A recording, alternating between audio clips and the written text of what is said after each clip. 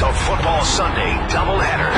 First in Green Bay, the Packers face the Lions. Got it! Touchdown! Then at MetLife Stadium, the Giants host the undefeated Patriots. Coverage begins Sunday at noon Eastern on ESPN Radio. The topics are hot. The discussion is heated. And we're on fire. The First Take Podcast starts now. Today on the First Take Podcast, is Jay Cutler becoming clutch in the shy? Plus, will the G-Men end the Patriots' perfect season again? And what is the lasting impact of Missouri's student protest? That and more coming your way on the podcast.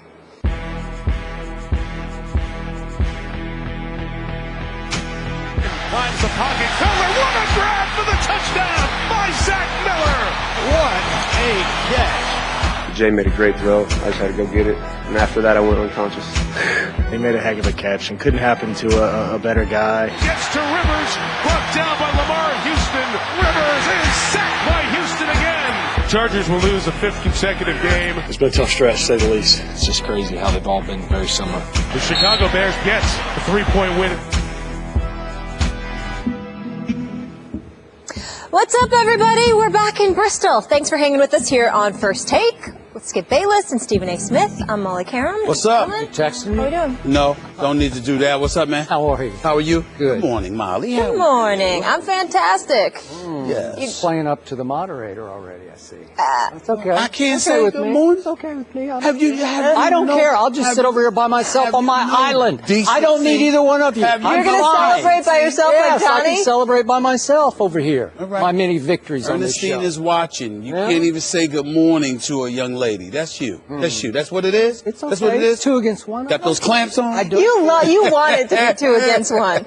All right, let's see who's going to win today. About last night, Monday Night Football, Jay Cutler led his 24th career game-winning drive, 4th most in the NFL since he became the starter back in 2007, handing the Chargers their 5th consecutive loss.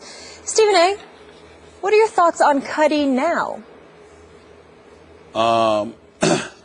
Is that all you got? Did y'all really expect it to change?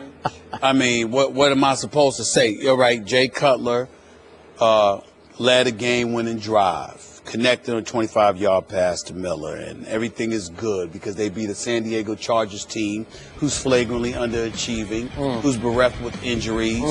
We know that they're struggling. We understand this. It's a bad situation in San Diego. Something that we plan on visiting as a topic a bit later on. Yes, we do. Having said all of that, Jay Cutler, 27 of 40, 345 yards. Yep. You know, just one interception, a pick six, but nevertheless, just one of those. You can look at him and you can say that he's playing better and what have you. Here's the discomfort I have with this conversation about Jay Cutler. Skip Bayless, people talk as if we're trying to say Jay Cutler's a scrub. He can't play. Nobody's ever said that.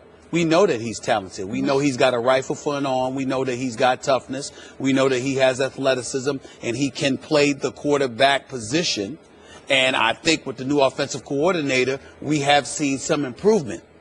But he's still Jay Cutler. He's still that dude that we haven't seen smile since he signed his contract, either before or after. He's still that dude that is devoid of any motivational skills whatsoever. He's still that dude who is the quarterback for the Chicago Bears, who, by the way, listening to, I mean, whether it's Mike and Mike, whether it's my boy Tarico with the great John Gruden, or the list goes on, whether it's Ray Lewis with Trent Dilfer and Steve Young after the game. You know something? If I was not paying attention, I would have thought that the Chicago Bears are in tie for first place with Green Bay and Minnesota. I wouldn't think that they're 3 games back. I would have think that when Green Bay and Minnesota are 6-2, that the Chicago Bears are 3-5, 2 games under 500, destined to miss the playoffs yet again with Jay Cutler as their quarterback. It amazes me. I must admit, they had me fooled. They really did. Because I was like, I literally sat up there like this. Damn. I know the Chicago. I know I wasn't hallucinating. I think Chicago has been losing. Let me go back and check the standings. Am I missing something? There's something wrong. Is the Chicago Bears suddenly winning football games and I forgot? what was I don't know what's going on here. And then I went and I said, oh, exactly what I thought. They came in the game 2-5 last night. They came into the game not deserving of being on Monday Night Football, which, by the way, the NFL needs to revisit. When you got teams that are mediocre for Monday Night Football, can we do something a week or two in advance to change the schedule so we don't have to see certain teams? Because I'll be the first to admit, Skip Bayless, I didn't see the end of this game. I read about it. I swear I was going to say this. That was going to be my opening salvo. I didn't see the end of this game. I knew you were watching. Because let me tell you something right now. I watched. They were down 13-0. Then I watched them come back. You understand? And pull it within 16-14. I was like, all right. Yes. It's no big deal. Yes. But I literally giving him ammo. Fell asleep because Skip. It wasn't that I didn't think that Jay Cutler in Chicago would win. It was that I didn't care. It makes no difference to me. Why? Because they're going nowhere. Just like the San Diego Chargers are going nowhere. So to me, it just didn't move me. And I was like, are these guys, what are they talking about? Why are they acting like Jay Cutler's undefeated? It's the same old Jay Cutler. Same old stuff. He just won a regular season game. That's all. That's all. So I watched every last drop. I'm sure you did. But I watch them all. Yes. And I can prove it to anyone who wants to check my Twitter timeline because I tweeted at the end of the game. In fact, just after the game ended, just in case you want to validate whether I was watching or not. Sure. But I laughed out loud when Jay Cutler threw the touchdown pass. It was a great catch by Zach Miller. But Jay Cutler, could we see what he did after this touchdown pass? He immediately went emotionally crazy. Maybe we don't have it. Yes. All right. Have it? Oh, we're trying to get there. We go. There. Look at that. That's Jay Cutler that you say plays with no emotion. Look at that. Look at that. Jay Cutler, my man from Vanderbilt University, was into the football game. He's throwing fists, man. Yeah, hugging people. We got him. We came back and won another game. Here we go. This is the new Jay Cutler. Okay. Or maybe it's the same old Jay Cutler. I don't know. Okay. But here's the point. Okay. I laughed out loud. Because I didn't see that. I didn't see that. I laughed out loud. I thought, God, somewhere Stephen A. is steaming. He's cringing over this. And then it hit me. No, he's not. He's asleep. Yeah. I knew he was asleep. That's right. He's snoring. That was going to be asleep. I was absolutely asleep on Jay Cutler. So I have admitted to you over the last year, you've got me on Jay Cutler because mostly he's defenseless. I can't even begin to defend him. He did go to my alma mater.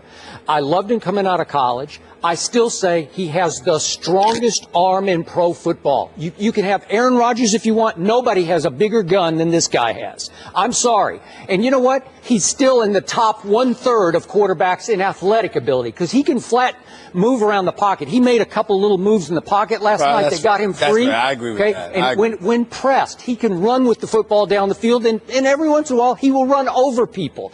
He takes punishment as well as any quarterback in pro football, and he has sustained much in the pocket or lack thereof in Chicago.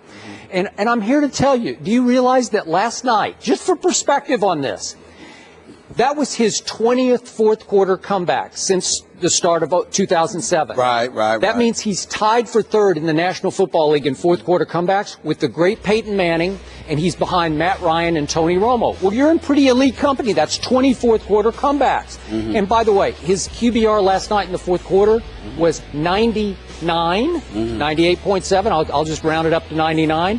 And his QBR in the last 3 fourth quarters has been 98 or better. So we do have a Jay Cutler who can be so clutch.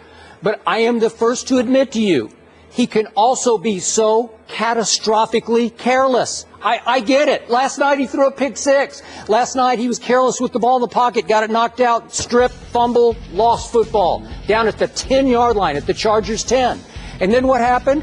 We went from, oh no, Cutler, to Great Jay, because there's Great Jay inside him. It's always in there. And when you least expect it, when he gets in a little comfort zone, he gets a little fired up, you better look out because nobody throws a better football. Again, you can have Aaron Rodgers. I'll give him to you. I'll take Jay Cutler for velocity, not for accuracy, just cannon shots. Where you say, whoa, did you see that? It leaps off your screen.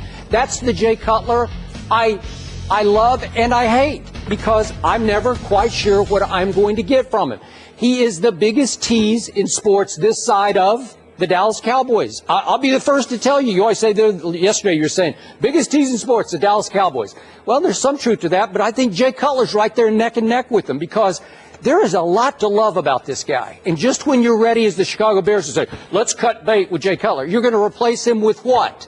And so they gave him his big deal. And you have ridiculed his big deal and said somebody should pay for this. Well, they did pay for it. At least one person lost their job. Okay. So one could make an argument that a head coach lost his job. A couple of offensive coordinators lost their jobs because you can't figure out how to work with this dude. But remember, the McCaskey family is still in charge. So they can't lose their job. They had to sign off on it. this. They can't lose their job. The reality, Skip Bayless, is this. Jay Cutler is an underachiever. You know, when you go through his bio, and there's numbers all over this place. It is all over the place. It's passing record, the QBR, advanced passing, and all of this other stuff. All of these things they have. And then you go to playoffs, and it's one line. 2 games, 2 starts. Okay? One of them he didn't finish, by the way, that AFC Championship game when he was pedaling on the bicycle. You mean, but he couldn't backpedal. You mean that game? But here's the deal. Bicycle game. The bicycle game. That's right. And the thing about it that I find absolutely ridiculous, you know, Jay Cutler, what do you say? Listen, Skip, if you're a scrub, at least we can look at you and say, well, you just don't have it. You're a scrub. There's no crime in that. It's just that you can't play. In Jay Cutler's position, it's not that he can't play. It's that he wasn't interested most of the time. He is as apathetic and indifferent of a leader at the quarterback position that we have seen in eons. I mean, don't get me started with this dude. So what I'm saying to you is it was nice to see him get a bit emotional, and Skip Bayless is up there showing footage, demanding that they show footage of him, pumping his fist. What you gonna call him next? Psycho Jay? Is that what he's gonna be called next? Let me tell you something. I call him Cuddy. Let me tell you something right now. You're going to learn to listen to me because contrary to what you believe, I look out for your heart. You fall for teasers all the time. Every time. How many people? And listen, man. Listen, we all know I love me some Ernestine. How many times do you sit up there? She's got to mend your heart because some team has broken your heart, because some player has broken your heart, because you got faith in them and they let you down. When are you going to stop? She just looks at me and says, get over it. That's right. Just get over it. And you don't. And then I got to sit up here and try to pick up the pieces because your heart is cracked in half because once again you found yet another individual to believe in. You've got no business believing him. Don't trust him, Skip. Come to the light. Don't trust Jay Cutler. He's going to break your heart. He's going to let you down. Next week, he's going to look depressed. You can book it. Somehow, some way, this is what he does. This is what he does, Skip. And you better accept it, man. I'm tired of trying to mend your heart, man. You keep falling for this stuff. You keep falling for it. I trust my man Steve Young on the late Sports Center last night, saying that Jay Cutler has fallen into a new comfort zone with Adam Gase as his coordinator and Dow Loggins, who used to be Johnny Manziel's quarterback coach in Cleveland, now as his quarterback coach. I'm starting to believe here. Maybe this is the perfect spot for Jay Cutler. And I'm going to remind you, does he have Kevin White, their first-round draft pick, that I said was going to be the best receiver in the draft? No. Nope, he does not. Hasn't had him all year. Okay. Did he have Matt Forte last night? No, he did not. No, he did not. Did he have Eddie Royal last night? Maybe his second best. I'm going on the last several years where he had all of those dudes, plus Brandon Marshall, and still couldn't get the job done. And oh, by the way, over the next 3 weeks, they are at St. Louis next week. Then they have Denver, and then they're at Green Bay. I smell a 3-game losing streak coming on board. Let's see how Jay Cutler is then. Just stop it. Wait, I mean, it's just hard to take. Hasn't Aaron Rodgers lost 2 in a row? Yes, he has.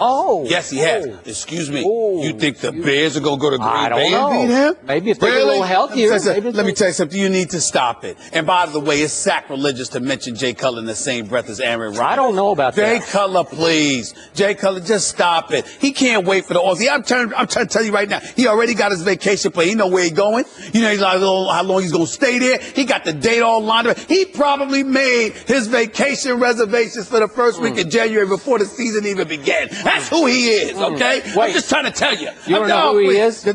He's this Jay Cutler. He's this guy. Yes. Thank you. My time. The Bears and Chargers are third and fourth in their divisions, respectively, as the guys alluded to. Let's get to two teams that are going places that sit first in their division. Sunday, November 15th at 4:25 Eastern is circled on my calendar. Patriots-Giants at the Meadowlands. We know the G-Men had the Pats number back in 2007. In 2011, of course, winning the Super Bowl. But this time around, New England is favored by 7 to stay perfect. Skip, what chances do you give the G-Men to win this one? I must admit to you, when I first saw this betting line this morning, only 7? Oh, God. It sort of gave me pause. I thought, well, somebody in Las Vegas, people who are very smart at what they do, they're giving the Giants a little bit of respect here. Just a little bit. It's only 7. I thought it might be 10. And I will be the first to admit to you, Eli Manning against the Patriots scares me to death. I'm not kidding. I'm not faking. I'm telling you from my heart, he scares me to death. Eli Manning versus New England has nuclear capability. You want to know why? He is descended from, as you always say, NFL royalty. Son of Archie, little brother of Peyton. And Eli Manning grew up around pro football thinking he was really great at what he was about to do because his father was really good and his big brother is really good and he should be really good. He's 6'5", he's got all the talent in the world, and he is the weirdest quarterback in the history of this league. I never know what to make of him. You say Jay Cutler is emotionless and hard to read, and what's your other word, apathetic or whatever. Half the time I think Eli's Jay Cutler. Except Eli he's Jay Cutler with 2 of the most unlikely and lucky playoff runs in the history of this league. Both of them resulting in Super Bowl wins, lucky Super Bowl wins over my New England Patriots, my Tom Brady Patriots. And I never know if Eli cares or doesn't care because he will try anything at any moment, and if it blows up in his face, he just shrugs and goes on because he's Eli Manning. His father's Archie. His big brother's Peyton. He's made all the money he'll ever need in the world, and he just goes on to the next play, which is why Eli Manning has led this league in turnovers, in interceptions 3 times. And my favorite stat, would you believe that since the start of 2007, listen to this, Jay Cutler is second in the NFL in turnovers since the start of 2007. Guess who leads in turnovers since 07, the start of 07? Eli, by far. He has 181 turnovers to Jay Cutler's second place, 161. That's Eli Manning. When you least expect it, he will just blow up, and then he'll blow up on you. And listen, those 2 plays in the Super Bowl, the first one to Tyree, it's the biggest pass in a prayer I have ever seen. It's 3rd and 5 at the 44, their own 44. I don't know how he got away because he's not that athletic. And then he just flings it to nowhere. I don't know what Rodney Harrison was doing. He wasn't doing anything. We'll talk about him later in the show. But all of a sudden, Tyree goes up, and it sticks in his face mask. I wouldn't say he wasn't doing anything. Yeah, I saw him jump up and you got to get your hand on the ball. It hangs up there for 14 seconds. You got to get your hand on the ball, and it sticks in Tyree's face mask. He caught 4 balls all season. This is impossible. And Tom Brady had done what he always does. He had clutched up and thrown the touchdown pass to Randy Moss with a couple of minutes left, and all of a sudden it's 14-10, and all of a sudden it's 17-14 Eli. How did he do that? And then in the next Super Bowl, Eli, they're backed up, they're in jail, they're stuck at their 12-yard line, and he throws one down the chimney to Manningham. It was a great throw. That was a great throw. I got to tell you. But it followed on the heels of the unluckiest throw in Tom Brady's career. Because I'm getting ahead of our video here, but just before that, Brady had Wes Welker right down the seam, just wide open. Just lead him a little bit. Just lead him just a little bit, Tom. Hit him in stride. It's going to be a touchdown, and the game's going to be out of reach. But no, he threw it a little behind him. Tom Brady made a bad throw. I said this. I said it at the time. I thought it was a bad throw. I don't recall. That's so just me. I'm touched. Okay. There was a moment for me. I said it the next day. A lot of people said Welker dropped the ball. I thought it was a very difficult because you're going to make Wes Welker, who's not your typical deep threat wide receiver, flip in the air and try to catch the ball over the wrong shoulder. He just made a bad throw. But if he makes a good throw, we're having a different conversation right now. Eli Manning, turnover machine. But Eli Manning made 2 Super Bowl runs that put him on the national map. So will he be afraid of this moment? No. He'll go out there and do what he does. I think that you're a bit too hard on Eli Manning. I can understand the bitterness. It makes total sense because it robbed your boy Tom Brady of not one, but two Super Bowls. And so you haven't gotten over that. You're still lamenting those experiences, the emotions that come with it. You're a bit depressed. You haven't recovered, typically so. I haven't. About 8 years ago, one of them, and 4 the other one. But I would say I think it was yesterday. It feels like. I'm looking at Eli's numbers right now. He did lead the league in interception 3 times. Yep.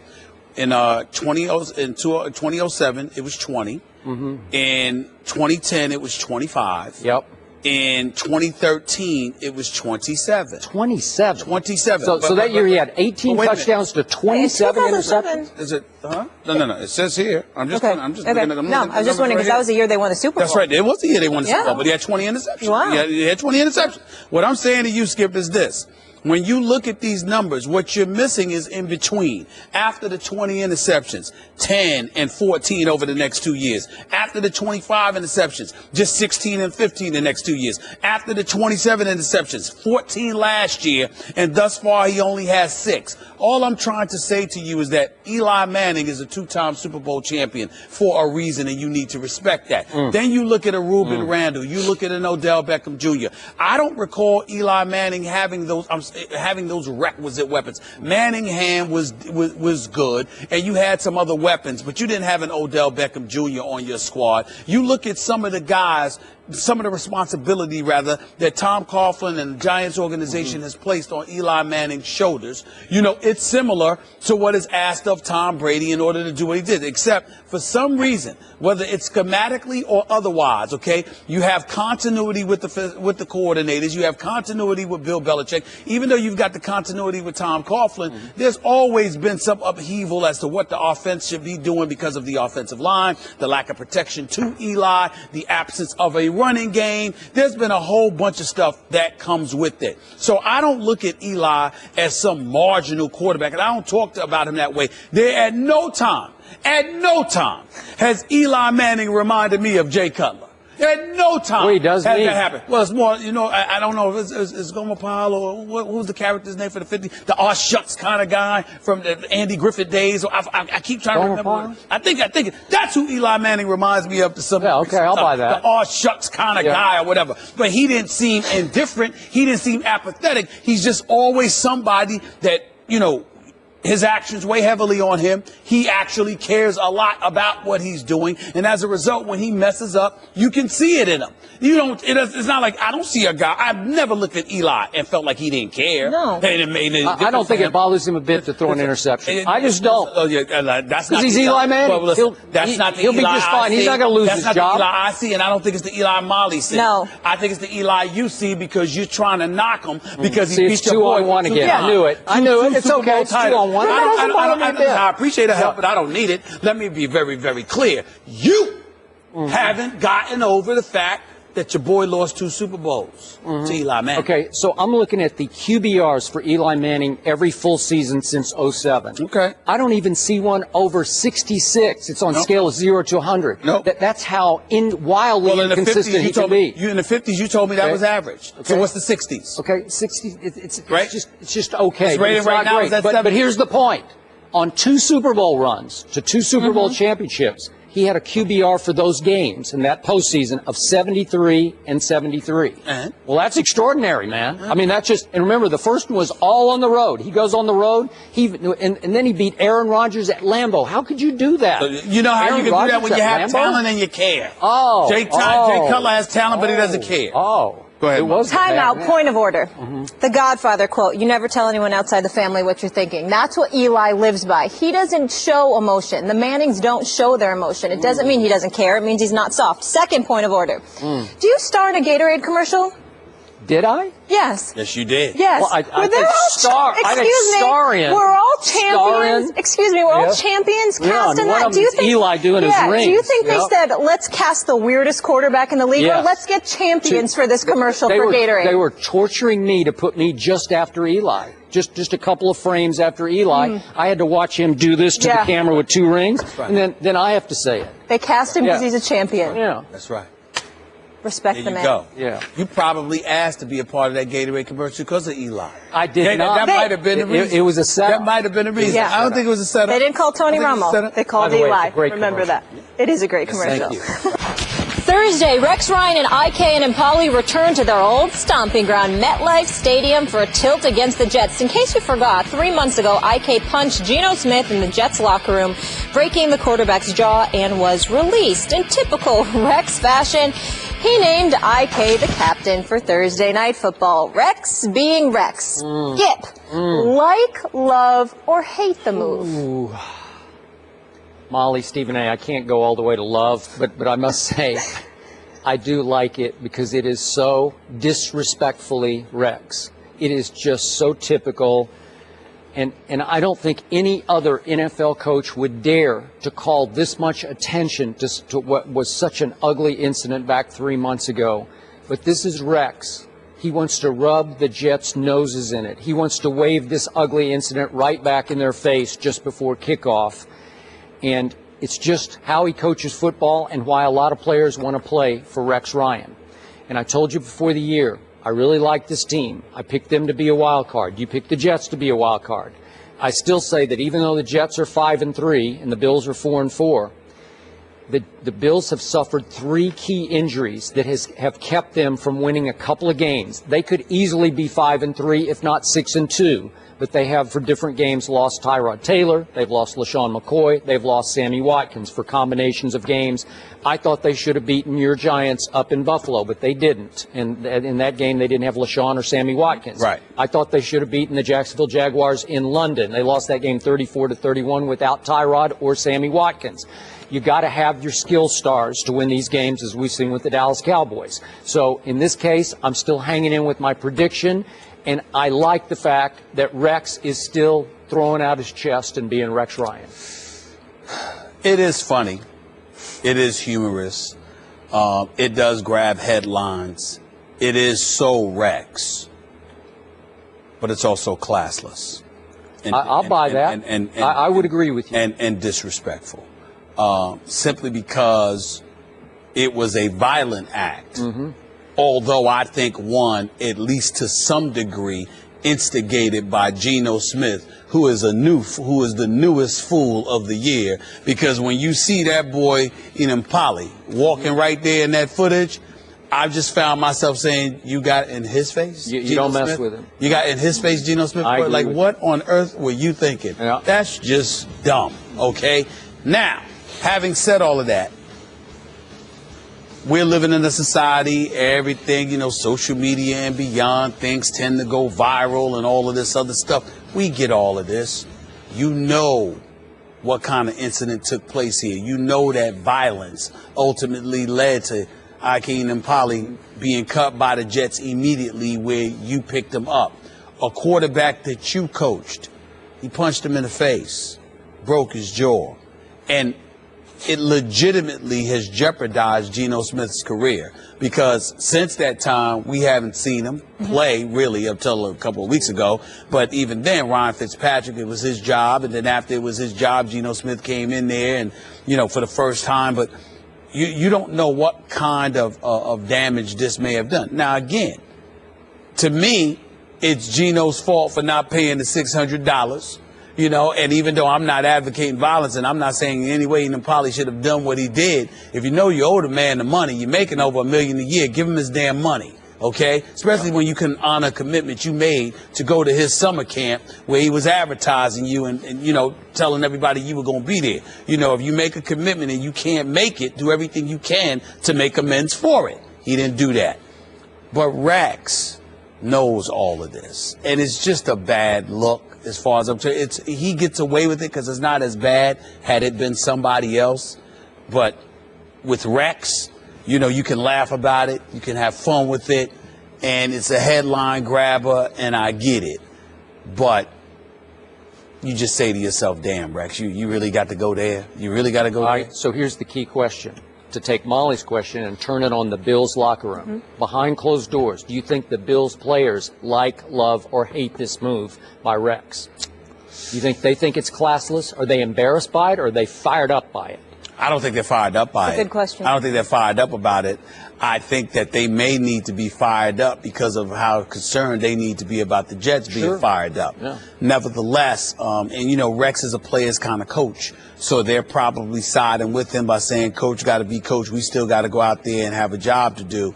But when you consider the fact that, you're doing this, whether he means to or not, and I'm certainly not accusing him of actually meaning to, Rex Ryan is basically celebrating the fact that Geno Smith got his jaw broke by a Buffalo Bill. And maybe that's a reason to celebrate in the sport of football. Okay, here's the flip side to this question. Will this move backfire on Rex and fire up the Jets beyond what they would normally be fired up for this division rivalry? Well, I think so. I'm going to say no. No? I'm going to say no because are they going to have Geno's back over this move, in their face move?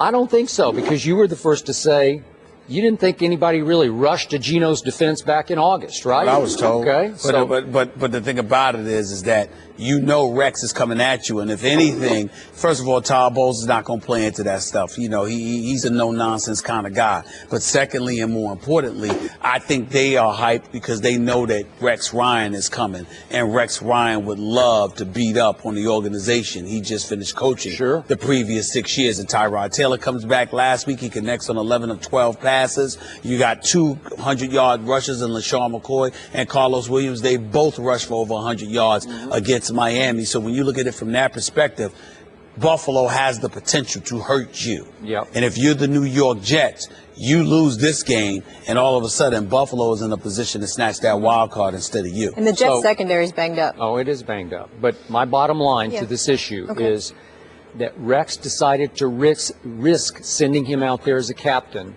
because he knows in the Jets locker room they don't really believe in Geno. So it's not a big risk to start a bonfire in the Jets locker room of we got our back of our young quarterback. I don't think they do. Okay. One quick question. Does Geno bring the check? You know what? Mike and Mike were joking this year what they would do. And Mike Greenberg was Greeny was talking to Michael Kay. And Michael Kay gave him like 3 options. And one of the options were the Jets coming at midfield and bringing a huge, big check for $600. That would be hilarious, which I agree with. But I can't imagine that Todd Bowles is going to play into that. I don't nonsense. think so either. And he's not that kind of guy. It's still not a laughing matter. That's how I feel about it. Hey, it's Matthew Berry from the Fantasy Focus Football Podcast. And in the show, Stephania Bell, Field Yates, and I look back at Monday Night Football. Plus, we talk about the injuries and pickups you need for week number 10. Who's in, who's out, all at ESPN.com/PodCenter. First Take salutes America's heroes, and we're celebrating the 240th birthday of the Marine Corps. First Lieutenant Stefan Milan is here to tell us about the birthday tradition. Thank you so much for being here. Thank you, Molly. Every year as Marines, we take time and pause and reflect on our history and tradition, and we do that at our birthday. And just like any other birthday, we have a cake. And this cake symbolizes the tradition being passed down from the old generation to new generation. So what we do in order to do that is we cut a piece of cake, and then it's passed from the oldest Marine in the room to the youngest Marine in the room. So today, the oldest Marine in the room is Staff Sergeant Hetman. So he's going to take this cake, have a bite of it, and give it to Corporal Sanchez, who's the youngest Marine in the room. I love it. Quite the cake and quite the knife, right? Thank you guys so much for joining us today and for showing us your tradition. And thank you to all the servicemen and women protecting this country. And a happy 240th birthday to the Marine Corps. Hoorah!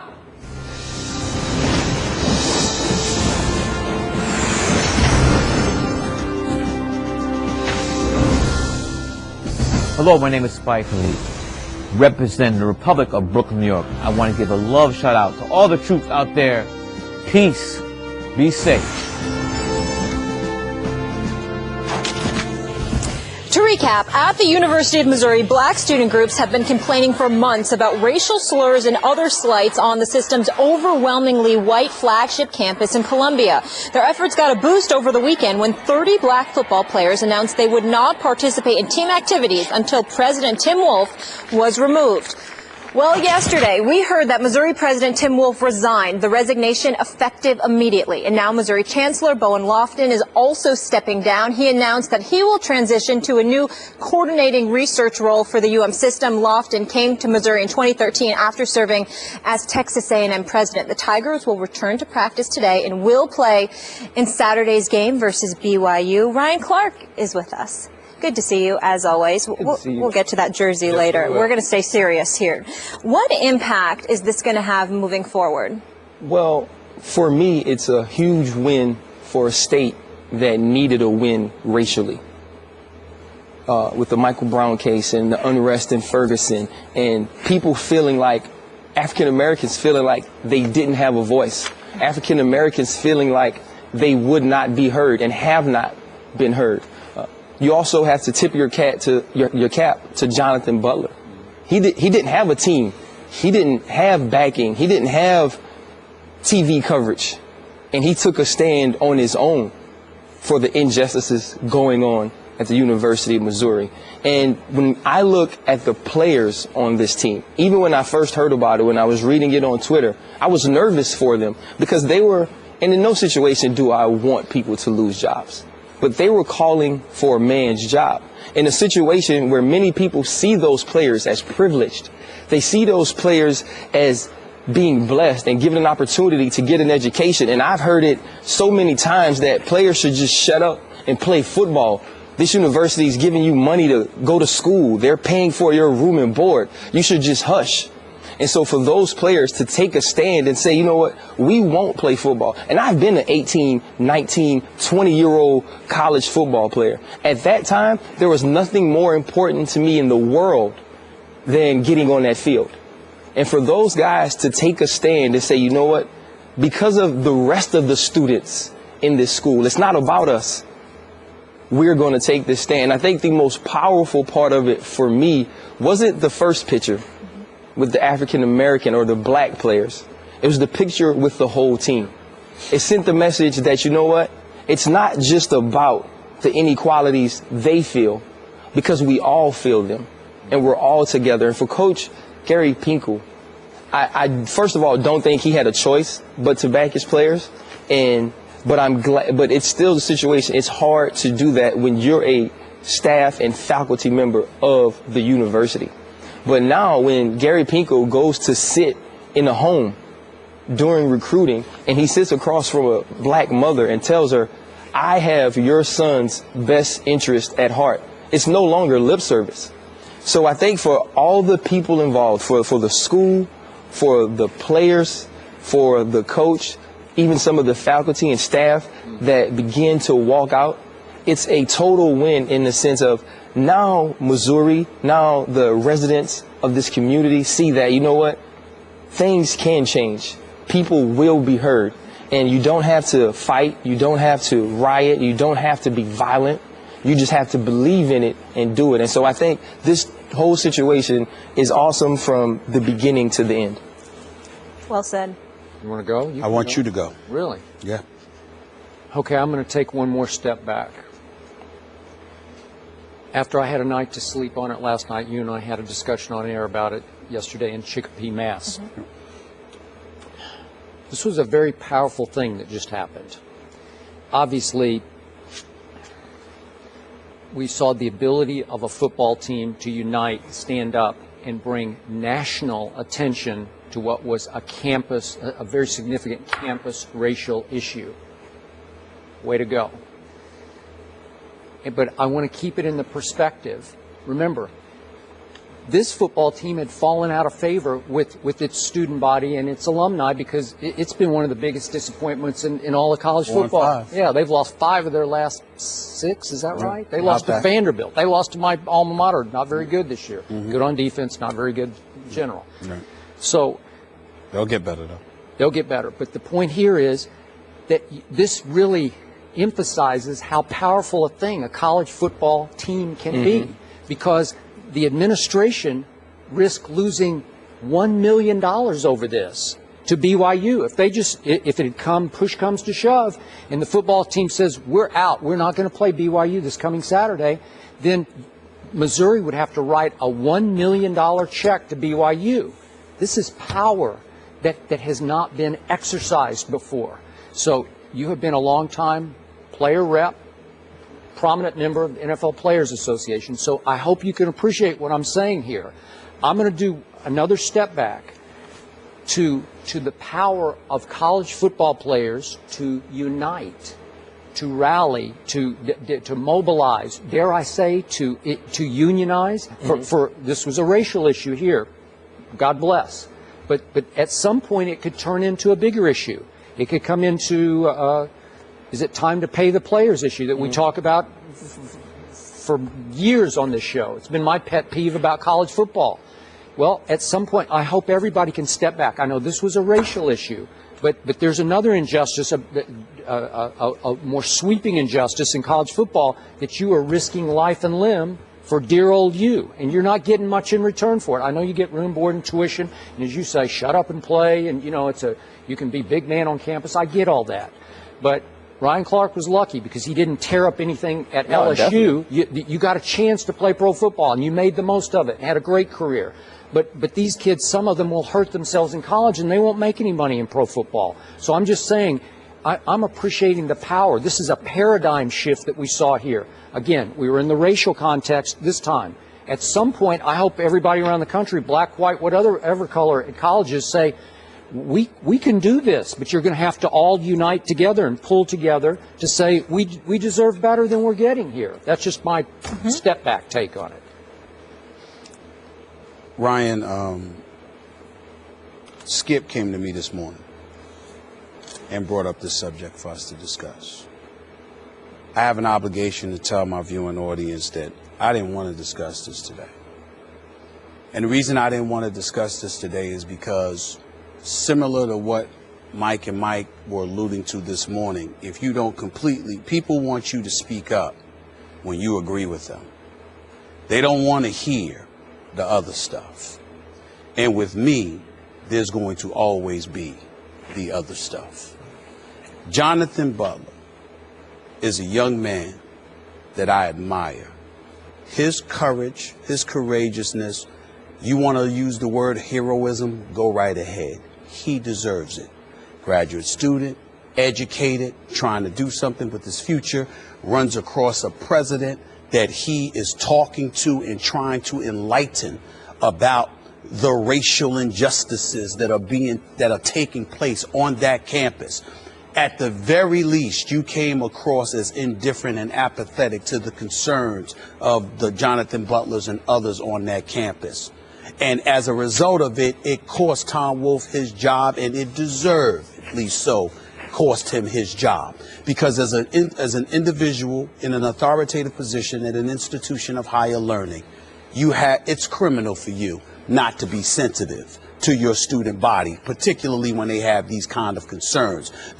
Cotton balls being thrown outside, the swastika on a building, and I mean, are you kidding me? And you didn't put forth your due diligence in the aftermath of being presented with this information. It was criminal.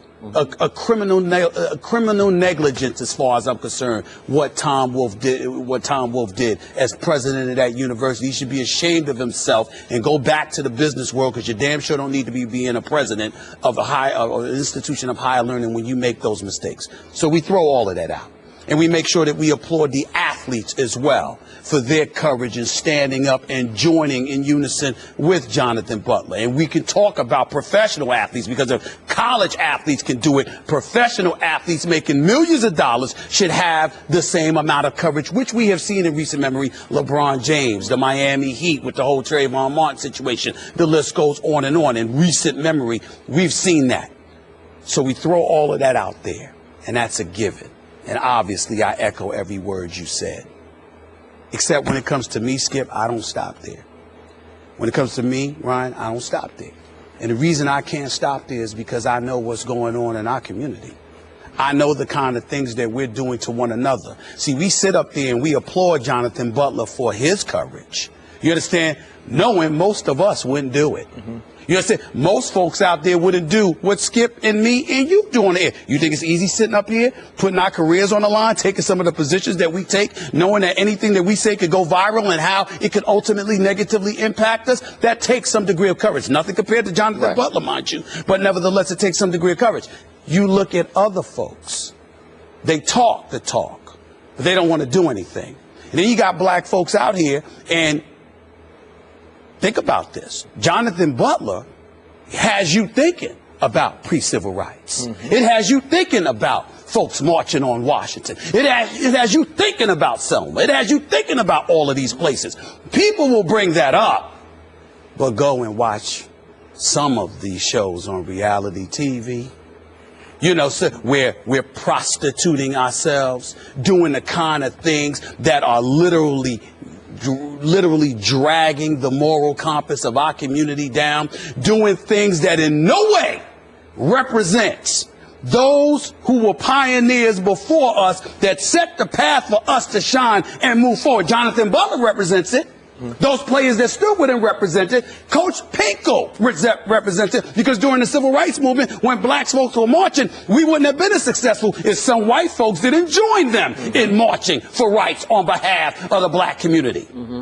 But then when it comes to us looking at ourselves, trust me when I tell you, everything that I said for the first few minutes just got ignored because of what I just said the last minute. We don't want to deal with that. But the real world is waiting.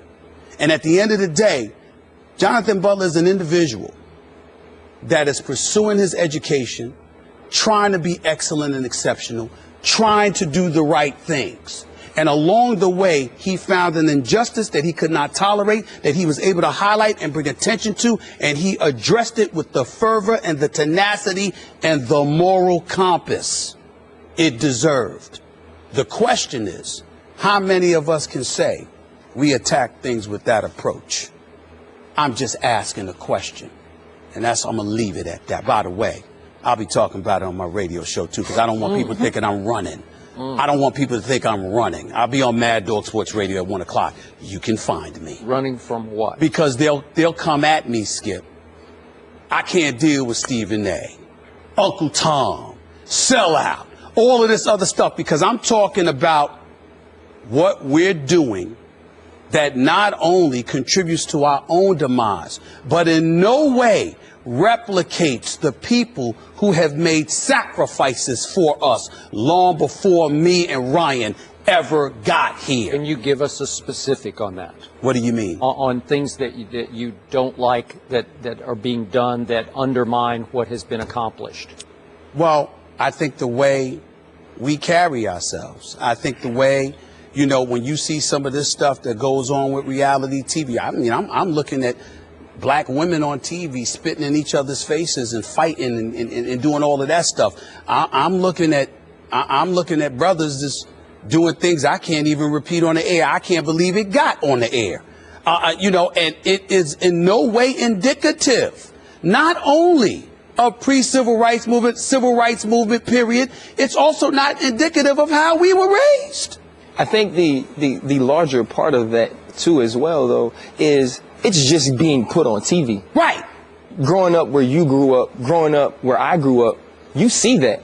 So the bigger part of it, if we want to change the perception that's being put out because some of these things get filmed, or because they get talked about, even in situations like Greg Hardy's involved in, all of that sets us back. Right.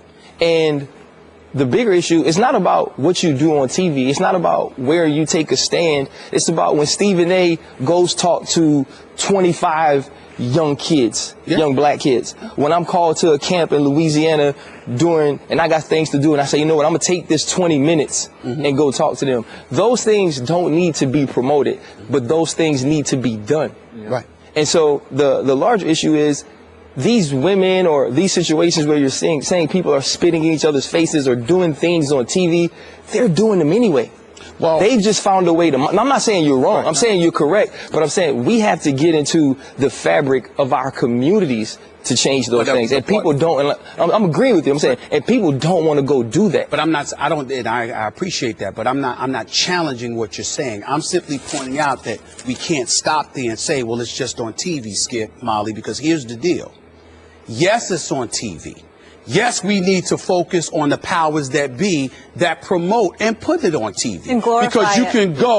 can go to somebody that's a bit, come from an impoverished background that ain't making but so much money. And you throw this money in the face and you call it reality TV, but you're dictating what they do for the cameras, et cetera, et cetera. But at the same time, you also know what you're doing, how it will be projected. The difference is you got to ask yourself how much you care or you don't care. One of the things that I do, Skip, I got a lot of friends in this business. One of the people that I listen to every morning, yes, I do listen to the Sean Hannity, just like I watch CNN, just like I watch Chris Matthews, but I also listen to Joe Madison on Sirius XM, the Black Eagle. I also listen to my girl Karen Hunter on Sirius XM. She comes on every day now from 3 to 6. I listen to folks from my community who are spewing the kind of things that I'm saying on a far more knowledgeable basis because it's what they do every day. How many of these kids out there listening to them? How much of these folks out there are getting guidance from them? I learn from Ryan every day. I'm sure he might learn something from me here or there, whatever.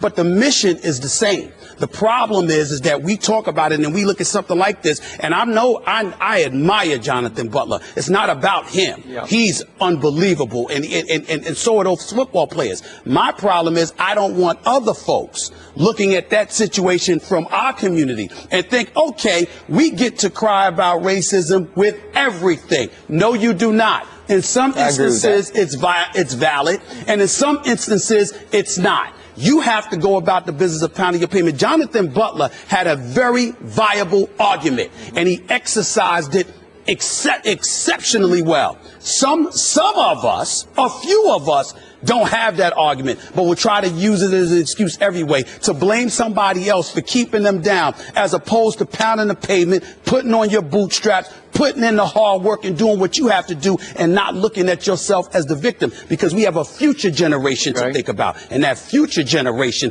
doesn't need to have any kind of crutch because the world ain't gonna hear them. All right, full circle, back to a conclusion.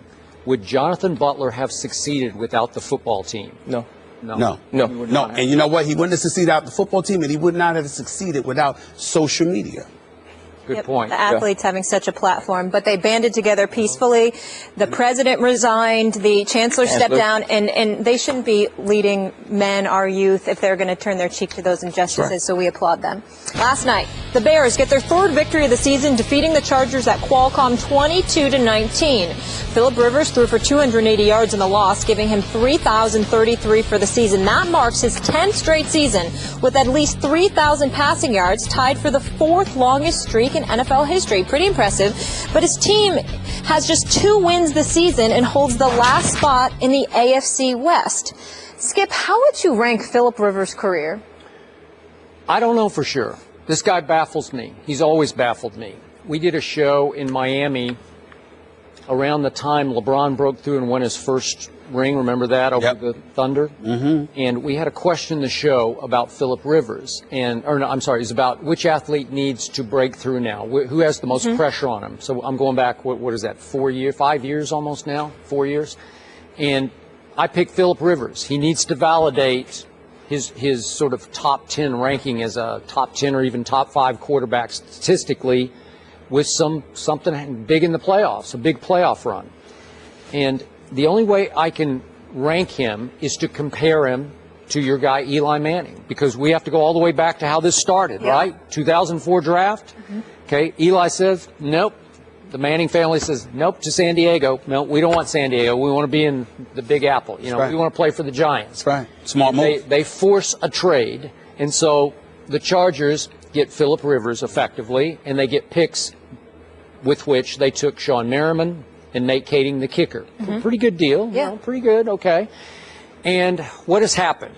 Okay, this is my bottom line on Phillip Rivers. Every time I watch him, I feel like, versus Eli, Phillip Rivers comes off to me as a constant overachiever, Eli comes off to me as a little bit of an underachiever because I think Eli has big-time ability, and we talked about his blue-blooded sort of background and the base of confidence that he has, the bedrock of confidence that was instilled in him by his father and his big brother, all of his brothers. Yeah. And in Phillip Rivers, I always see a guy who comes across as a hard luck loser to me. He's always like, it's just, I'm so close, but in the end, I'm a hard luck loser. Mm-hmm. We got injuries, didn't work, you know. He was up at the podium last night saying, it's just, we just don't have enough to quite, we're so close, but we just can't get over the hump. We've been so close in all these losses this year, can't quite get there. Mm-hmm. And Eli has been the occasionally lucky winner. But mostly, when we look at Eli's career, he's got 2 rings, and that's all anybody really cares about is, and I think they were like near miraculous playoff runs, but I got to give it up because he's got those 2 rings, right? He shows, okay, in the Gatorade commercial, 2 rings. Okay, great. I'm impressed. Phillip Rivers got none. And it's starting to feel like he's 33, almost 34. Eli's now 34, going on 35. But it's starting to feel like Rivers is always going to be a little bit of a hard luck loser. He's got talent. He's got the quirky motion that he never could quite get rid of. But he still comes across as something of a gutsy gamer overachiever, while Eli can be beautiful to watch. When he gets in rhythm, he looks like a top 5 quarterback. He looks like the prototypical NFL franchise quarterback to me, Eli Manning. I mean, nobody throws a prettier deep ball or when he gets in rhythm. Now, he'll throw picks, but, man, when he gets going, there's nobody who scares me more to root against him than Eli Manning. So that's how I assess what the hard luck loser that can be Phillip Rivers. Yes. Excuse my naivete. What does that term mean, hard luck loser? You know, that nothing's ever going to quite go right for Got you. it. Okay. You know, like you're always going to get the worst break possible. Like you're always... Got it. It's like Brandon Whedon said about his life. He says, I've always been unlucky in my life, and it feels like Phillip Rivers, even though he's won 4 playoff games, he's lost 5. You know, it's like he gets close, and they got up to Foxborough in 2007, to the AFC Championship game. And then I'm not sure what happened to LaDainian Tomlinson, but he got into it with North Turner, and they had some conflict going on, and it just wasn't quite right. And it was Tom Brady, and that's as close as you're ever going to get. And then Tom Brady went on to lose to Eli in the Super Bowl. What has made the Giants successful is not just the requisite abilities of an Eli Manning. It's the continuity that they've blessed him to have with Tom Coughlin. Yep. I've lamented on at least 2 occasions that Tom Coughlin should have lost his job over the years. Missing the playoffs 5 of the last 6 years, et cetera, et cetera. Before he won the Super Bowl the first go-around in 2007. He was on a hot seat, okay? And then they went on and they won the Super Bowl. The point that I'm trying to make to you is that somewhere along the line, the franchise thought about Eli Manning and trusted Tom Coughlin because of Eli Manning. If a quarterback change had took place, I think Coughlin would be gone. And the reason why is because if Eli's your franchise guy, then you have to have the guy there that he's most comfortable with and who can get a lot out of him, which is Tom Coughlin, who we all know to be an exceptional coach. I'm just thinking about his record. Certainly not questioning his competency in any way. When I think about the San Diego Chargers, Skip Bayless, you know what I go back to, man? That I can't let go of to save my life, Skip? I go back to the San Diego Chargers and the year of 2006 when they were 14-2 and Marty Schottenheimer was their coach. Cam Cameron was their offensive coordinator. Wade Phillips was their defensive coordinator. Our very own Rob Chudzinski, who's now the offensive coordinator in Indianapolis, was your tight ends coach at that time. They are 14-2. But they lose in the playoffs. They lost their divisional playoff game. They immediately make a change after the 14-2 season, apparently because Al Smith wasn't getting along with Schottenheimer and all of this other stuff. Who'd they lose to? Do you have it right there? I'm sorry. I can punch it up in just a second. That's fine. Don't worry about it. All right. It's all right. It seemed like they lost to... No. I mean, I'll give it to you. I'll give it to you right now. They lost to New England. To New England, okay. 14-3. I got 14-3. That was a Brady game. Right. Of course it was. That's right. Yeah. So what I'm saying to you is this. From that point forward, you had North Turner. Now, North Turner did have a successful couple of years. One year he was 11-5. Another year he was 13-3. But they didn't win playoff games then either. Somewhere along the way, from an organizational perspective, from a structural perspective, something is missing with the San Diego Chargers. And that has affected and contaminated Phillip Rivers. Because when I look at Phillip Rivers, who's in his 12th year, and I see him throwing for over 3,000 yards, and I see a QBR in the 60s, and I see a quarterback rating of 100, and I see him completing about 68, 69% of his passes, I'm like, excuse me, those are the kind of things you want from your quarterback. So regardless of what struggles, and I love the analogy that you use about him being a bad luck kind of guy, because in a roundabout way, what you're saying is, it ain't him. He's a part of it, but he ain't the reason. And so that's the sad part about it. He's wasting away in San Diego. I know he's got, him and his wonderful wife just had, their 8th child, I believe? 8. Okay, 8. Okay, 8 is enough, I guess. Maybe that's I don't know. I don't know. That's the name of a television show from a long time ago, who don't remember. Well, that was way before my time. Yeah, you stop it. So here's the deal. I'm looking at it from that perspective, and I understand him wanting to be in San Diego. The weather's beautiful, it's nice. You're very comfortable out there. They treat you like royalty. You're Phillip Rivers. But if you want to win, he might be better. I know he's got a no-trade clause in his contract. New 4-year deal, I believe, before the season. Yeah. I know all of that. But he might be better off going to... Let me tell you something right now. Could you imagine what Phillip Rivers would do with the Jets? Could you imagine what he would do with a few other teams? Could you imagine what he'd do in St. Louis? Could you imagine that? If you give the man some weapons and you give him a defense that he can rely upon, okay, and a coach, because listen, let's face reality. We may disagree with Jeff Fisher from time to time, but the man can't coach. Sure. It's not like he can't coach, okay? He knows a thing or two about what he's doing.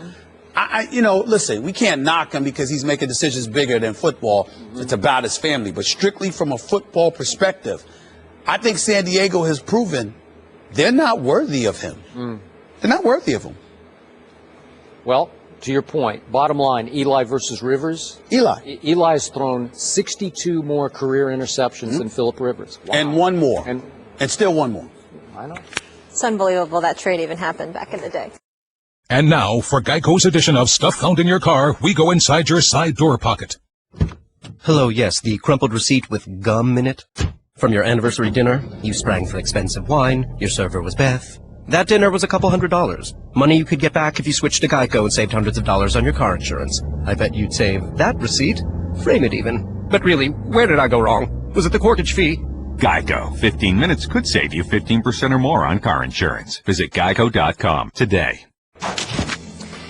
The Thunder visit the Wizards in D.C. tonight. Kevin Durant remembers the awkward environment there last season when Wizards fans fawned over him, holding KD to D.C. signs and wearing Wizards number 35 jerseys with Durant on the back.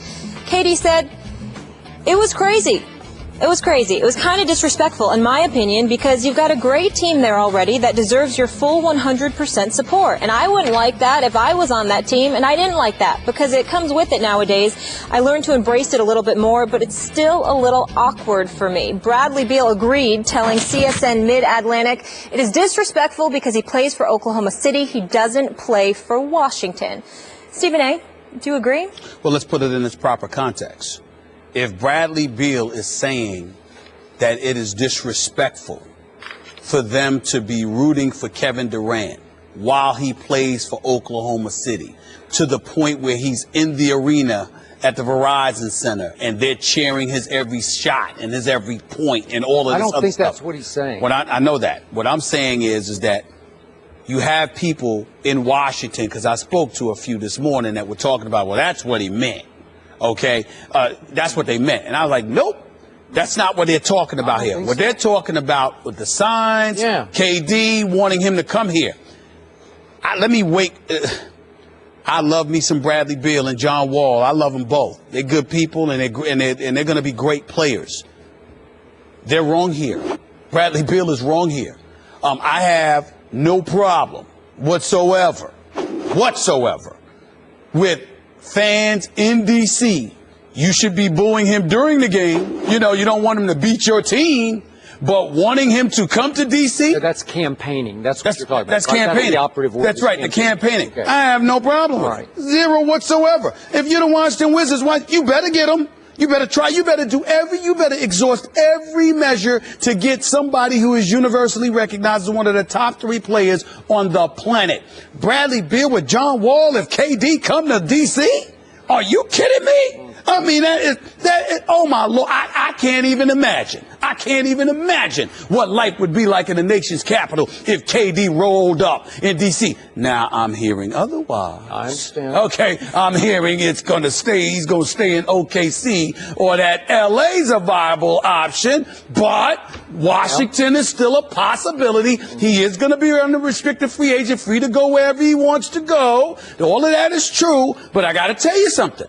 I'm looking at KD. Listen, I got tired of them relying on Nene, because Nene with Gortat wasn't working. They were going to go home in the second round. And I haven't forgiven them for losing every home game in that series against Indiana the season before last. But when I look at them right now, they decided to go small. You got Gortat at the 5. You got Otto Porter at the 3. You got either Chris Humphries or Dudley at the 4. You got Beal and Wall in the backcourt. You get KD with those two.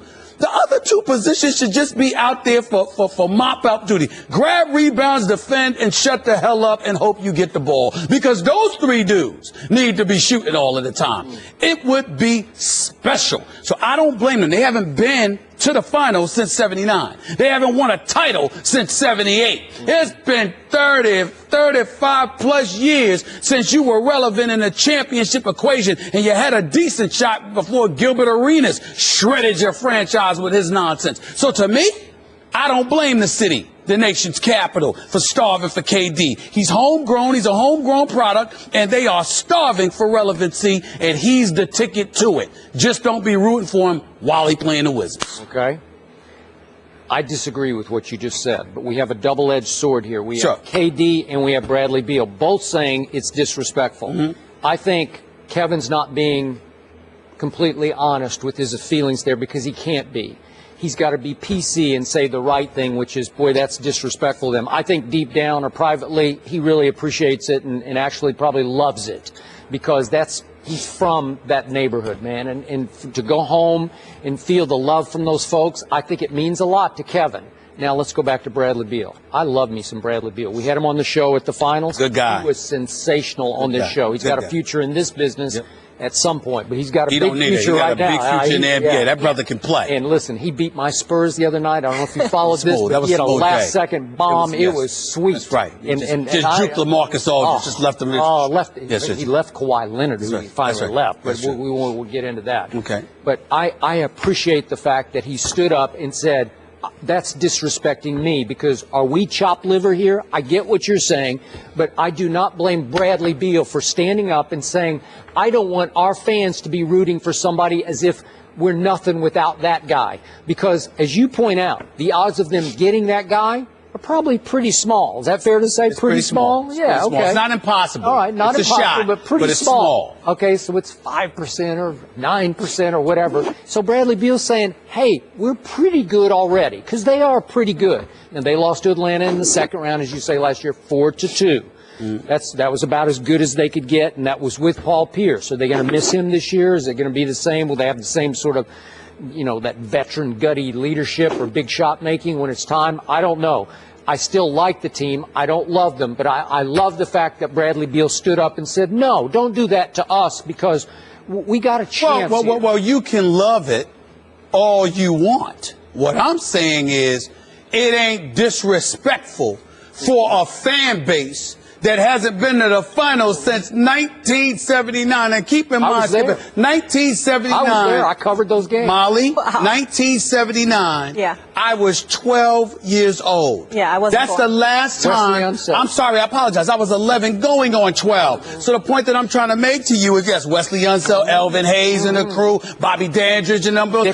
No question about it. Okay, I get it. But the flip side to it, Skip Bayless, is that it has been that long since this team has gone to the franchise. Damn it, they were called the Bullets back then. And they changed their name to the Wizards, okay? And A-Pole was a longer. Listen, okay, that's fine. But in the end, especially some incidents they had on that team. In the end, you're not doing anything. And Bradley Beal has got a lot of promise. I love that brother. John Wall is big time to me, and he's going to get even better.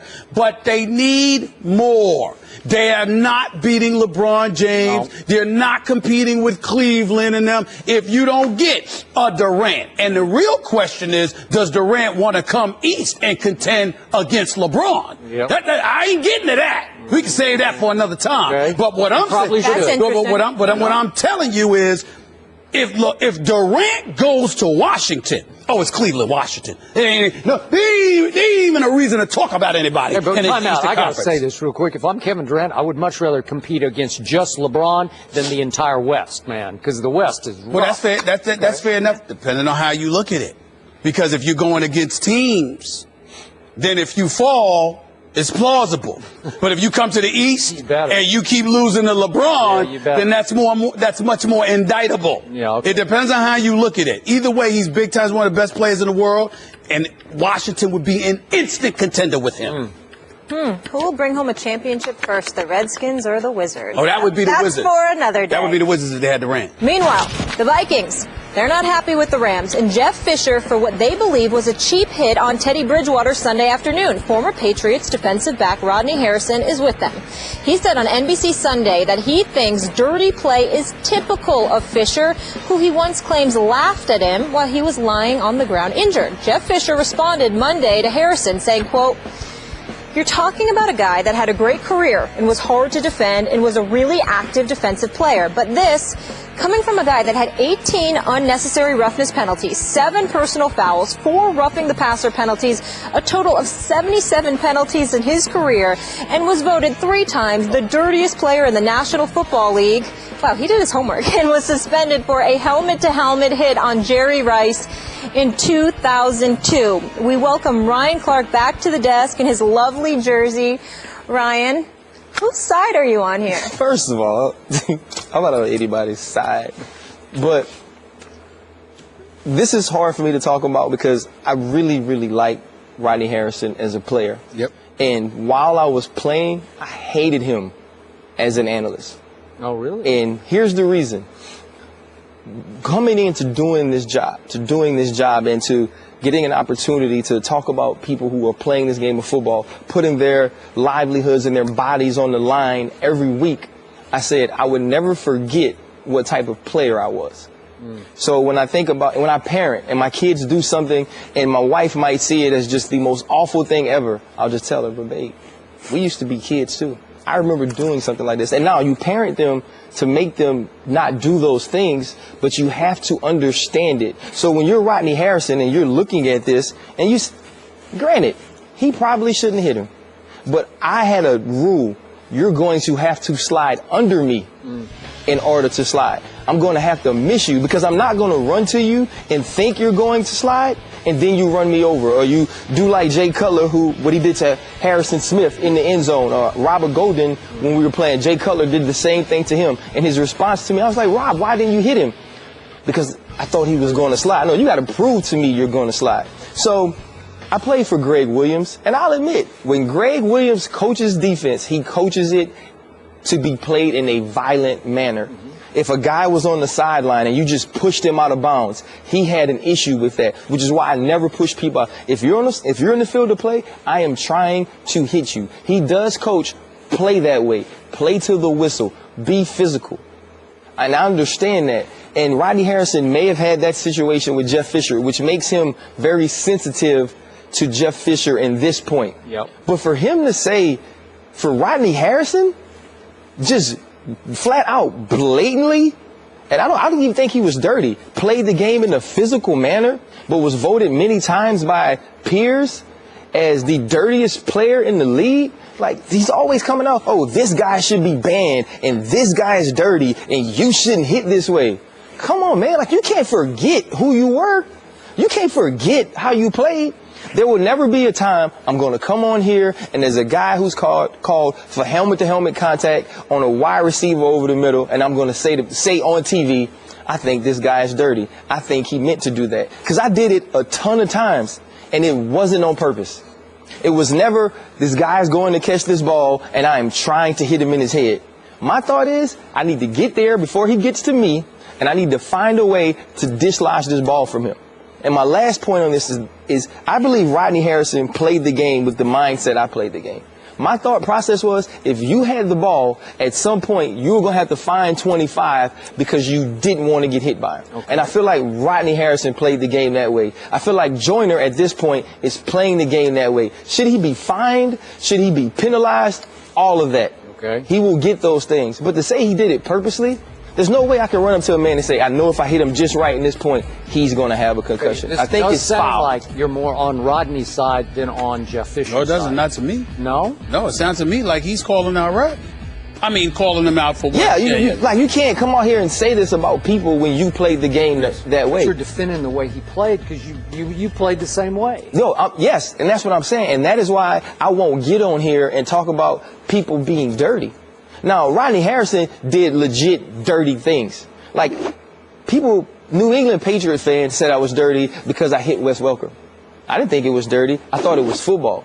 So when a fan says it, it's one thing. But when you're a guy who played the game and you're going to call people playing the game dirty, now if you're on the bottom of the pile and you grab a guy's manly parts, that's dirty. Okay. That's playing the game wrong. If you're poking people in the eye, that's dirty. Playing football with your pads to the whistle, that's not dirty football to me. And to come out here and say that about guys when you're talking about Jeff Fisher, you're talking about Joyner. You're talking about this young man saying the way he's playing the game dirty. You have to remember who you are. Now, if when he got all those penalties and he did all that stuff, he legitimately did it to be dirty, I take back everything I say. But I don't think he's going to come on TV and say, you know what, all these penalties I got and everything I did it trying to be dirty, and that's why I know these guys are dirty. Stephen A. No, you go ahead.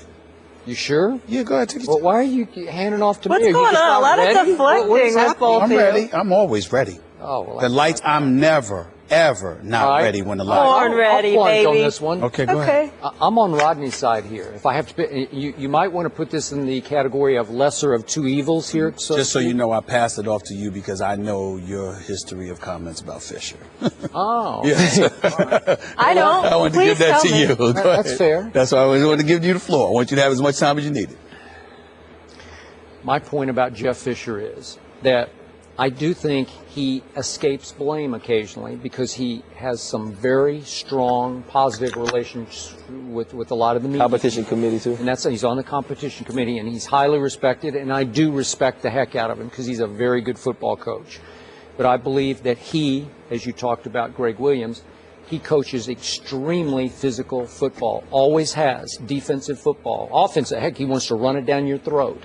And sometimes he coaches, I believe, gray area football. There are times, and again, that's quite an accusation that Rodney made on NBC on Sunday night to say that Bobby Wade went low on me, took out my knee, and I looked up and that Jeff Fisher was smiling and laughing on the sideline because I was down and out for the rest of that. That was week 16 of that year, and Rodney Harrison missed the playoffs. And by the way, that New England team ended up losing at Peyton Manning when Peyton threw a party on them, and there was no Rodney Harrison back there. Well, there was. Okay, so that hurt that Patriot team.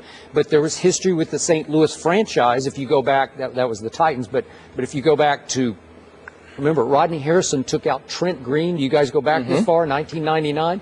But effectively, it opened the door for Kurt Warner to take over. And Super Bowl, here they came, and they beat Jeff Fisher's Titans in the Super Bowl. I don't know. It's all interconnected. But my point is that I think Rodney has a point. You can say it's the pot calling the kettle dirty, so to speak. Yep. But in this case, I don't want to see Jeff Fisher protected here, and I'm glad that Rodney called him out. Now, Jeff Fisher responded in kind, and he said, yeah, right. Go ahead. I think you two are talking about two different things. I think in your case, you're talking about Rodney Harrison's comments and whether or not he was right on the money, okay? I think in his case, he's saying, Rodney, that was you. How you going to call this guy out like that? And I think it's important to sort of dissect the two sides. First with you, I totally appreciate where you're coming from.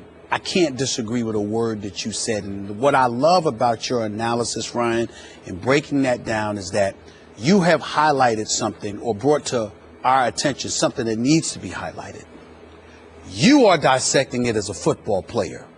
We called it a dirty play as media members who have been taught by the league. These are the rules. Right. You shouldn't be doing it. If you do it, it's illegal. You know it's illegal, did it anyway, and in our eyes, it makes you dirty. In a football player's eyes, we out there on that field. This is how the game is played. Rules or no rules, those boys up there in the suites with the suits on ain't out on the field. playing at that pace in the throes of that moment, these are the kind of things that happen. When I saw the play, I saw Teddy Bridgewater sliding off. And this is the only place that I challenge you on what you said. I thought it was clear. Now, again, never played football, never tried to, okay? Too slim for all that, all right? But let me be clear. When I saw Teddy Bridgewater, that's right, I ain't trying to play that, I ain't trying to do that. But Teddy, I'm a basketball player. But Teddy Bridgewater sliding, it looked apparent to me, Ryan, that while he was sliding, you could see that the guy knew he was sliding and just nudged a little extra and like targeted him on that level, which to me made it dirty. Now wait, he targeted his head. Well, I'm just saying, exactly, that's what I'm saying. Because it was clear that Teddy had already slid and you didn't have to hit him. But, you know, it's this penchant for hitting the quarterback. You want to make sure they feel you any chance you get. I'm not saying you meant to concuss the guy. I'm not saying you want to knock him out. Got you. But you wanted to, you wanted to touch him. You wanted to touch him because that's what you're out there on as a defensive player for. That's what you're talking about. So in our eyes, we're like, well, this is against the rules. No, and you knew that. I agree with that. Like, so that's all. Flag, right? Fined, right? If I am a Minnesota Vikings, right? A Minnesota you Vikings. Want to fight. Yeah, I want to fight. Somebody on their team got to get it. The next drive. That's right. All those things. All of those things. I get. That's right. So let me go to your point. Rodney Harrison said what he said. I called Rodney Harrison this morning, couldn't find him because I wanted to let him know, give him a heads up what was coming. I agree with Ryan. I watched Rodney Harrison for years. One of the things I loved about Rodney was his viciousness. Loved it. Rodney was vicious. If Rodney could put a hat on you, any chance he got, he took it. Okay, so you're saying you liked the way he played. I did like the way he played, but what I'm saying to you is you agree with Rodney. Okay, so if you have to pick a side, you're on Rodney's side. Exactly. Okay. No. I'm on Ryan's side in terms of Rodney. How you gonna call out Jeff Fisher on that? He called himself out too. Would it have been okay? That's what I said. Like if he comes out and said, when I did these things, I was trying to be dirty. I mean, listen. Jeff Fisher is on the competition committee. He's got all of this stuff, and it's absolutely accurate. One tripping for 215-yard fake man. I was going to research it this morning until I saw it. 4 roughing the passer, 18 unnecessary roughness penalties. I mean, he's looking and he's dissected. And what Jeff Fisher is saying is, we gonna touch you. You see this defense I got? We gonna touch you now. Get over it. How you gonna go on national TV and call me out like I'm a villain? Not say that I did it, but to see that, he should be fired and he should be ejected and all of this stuff. When you did that, give a little disclaimer about your own just play. Because he did that, does that mean Jeff Fisher has never done any of that? No. When he's saying it, I believe the story, and here's why. This is why I believe the story. Well, that's a story. Here's why. It's probably true. You know why? Because if somebody's coming to me every day, hey man, I'm getting bullied at school. Yeah. That's right. This kid's beating me up I'm at gonna tell you school. to punch him in his face. And then the little kid who you don't think is going to fight punches the bully. I have no sympathy for him at all. You shouldn't have been picking on that kid. I'm glad he stood up. Now, I'm not promoting violence, guys, but I'm glad he stood up. And this is what you get sometimes when you play that way. And Skip, at the time he was hurt, a cut block was not illegal. We ain't debating the play was, we understand it was wrong. It's wrong. This play's wrong. It's just that Rodney Harrison is like, bro, we loved you playing just like that. How you gonna sit there and say somebody need to be thrown out the game? Well, we gotta leave it there. Speaking, I said it was the lesser of evil. Okay, all right, we with you. Speaking of sympathy, though, I had some for you after Saturday night. I'm glad that you're still representing. Yeah. You go ahead and do that. Still representing. 31 yards. Thank you. They didn't block for him. Stay representing. We appreciate you as always. Great insight. Offensive line let him down. ESPN insider Chad Ford said that Knicks rookie Kristaps Porzingis has a shot at being a top 10 player in the league and that New York absolutely needs to build around him. Ford also said it might make sense for the Knicks to move even more boldly into planning for their long-term future, and that could mean trading Carmelo Anthony for future talent. Stephen A. Wow. This is a new development. Wowzers, yes. Should the Knicks build around Porzingis? Hell no. Hell no. All right, let me be very, very clear, okay? Because we work with people here. Sometimes they do polls, they write articles, just like we say things they don't agree with. They say and do things we don't agree with. Ain't gonna call nobody out. Everybody's entitled to their opinion. I think Porzingis is talented. I think he's got a future. I think he's got a chance. But to trade Carmelo Anthony, their best player, is asinine. That's number one. Number two, and more importantly, you know what really bothers me that no one is seeing the big picture about? Okay. Phil Jackson's being let off the hook. Phil Jackson, when I went off about Porzingis, it was not because he could not play. It was because he was perceived as being a project that would be ready to produce in 3+ years. That was what we were told. I didn't see him. He was playing in Europe. I never saw the guy play. Yeah. What I was saying was, wait a minute. You the $12 million a year man. He ain't come here for no building project. And Sam Hinkie's doing that in Philadelphia. You ain't coming here. Yeah, I guess sure. We need to look at him. He ain't talking about the Philadelphia 76. I mean, it's ridiculous. But we'll get into that later. What I'm saying is this. Phil Jackson was brought to New York because he's Phil. Yeah. You are the guy that can sit out there in free agency. If a LaMarcus Aldridge is leaving Portland, he's supposed to be thinking about you because it's Phil.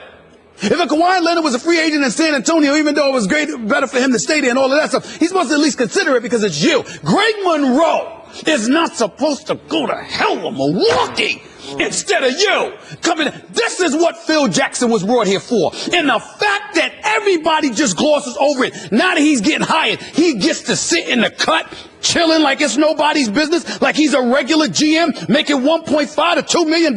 This man is getting paid $12 million. And all you got is this? A 5-year plan? Magic? Okay. Sorry. No, I'm not buying that. Okay, no. Chad Ford was on record before the draft. The Lakers should have taken Porzingis at number 2. And I think he was right. But listen. Porzingis is not 5 years away from being pretty good in this league. He's already pretty good. He might be the rookie of the year this year. I don't think that's saying much. Well, you got to embrace that. You got to say, well, at least we got that. Well, again, don't get me wrong. Porzingis is, I like what I've seen. Yeah. And I'm not knocking Phil for it in that regard. What I'm saying is, I don't want to hear about a 5-year rebuilding plan. We don't need you at $12 million a year if that's what you're doing. You're supposed to, that's why I work. Okay. I can live with that. All right. That's what I want to hear. Right. I want to hear the 5 years. Do I look like I got 5 years? Okay, but I'm seeing Dirk who can play some defense. That's what this kid is. No? Dirk? Yeah. Did you just say Dirk? I did say it. I just said it. Oh, you just insulted Dirk Nowitzki? Yeah, I didn't insult him. I'm rookie with at least 3 double-doubles in his first 7 games since 20 Patrick years old. Ewing. He's 7'3" and can move. He better do something. We got to move on. Despite his concussion history, the Rams, bless you, have signed Wes Welker. We're having a lot of sneezes. Skip, do you fear for the Rams in terms of Welker's health? Boy, I think he should fear for his own health. But, Stephen A., my opinion of this is if Wes Welker wants to risk his long-term health, that's his right. I just say God bless you. It's his right. I am worried about him, though, but it is his right to do it. I wish him nothing but the best because he's good enough to be in this league talent-wise. Just those concussion issues is a problem. As for Stedman Bailey. Here we go. Give me go. a camera, please. Oh. Stay off the weed. Sorry I had to say it again, but we can't help ourselves. We're assuming, of course, is, violation of the league drug policy, 4 games. What else is there to assume, right?